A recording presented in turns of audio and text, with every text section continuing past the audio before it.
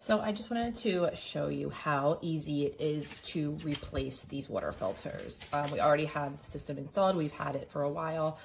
And here is the new one. It is the WD RF10.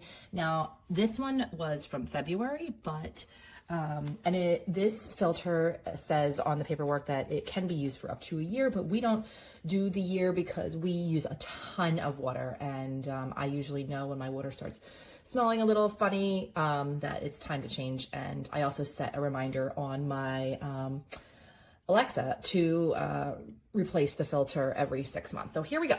So it's incredibly easy. So you just take this off, you unhook it, and I have this here because it does leak a little bit. There's really no way to stop that. So I just kind of do this and okay, just a little bit, just a tiny bit of water. It is heavy, and that's okay. But I just wanted to show you how I could do it with one hand, okay? Here is the new one, obviously not saturated. Then you take it and you literally do that. Done. Done. That's it. I did this in May, so I put the May 5th sticker on there, and my water is done. And then I go up and you run the water a little bit. Don't mind my sink, sorry. I have to kind of run through that and have to filter through, so you're supposed to run it for a little bit.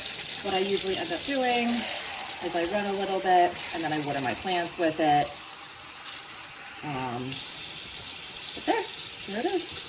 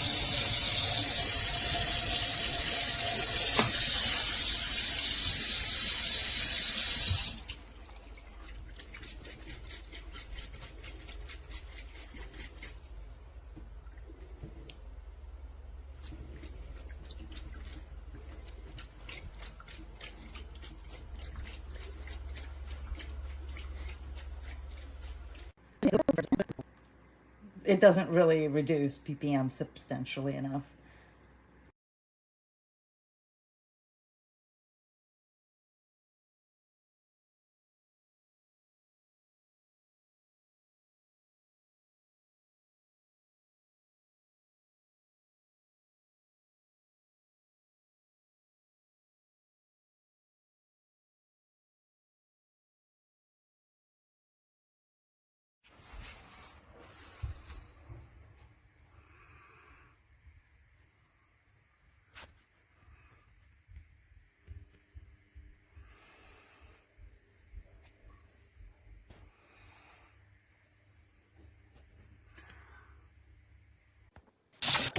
Live to, hard, exhaust.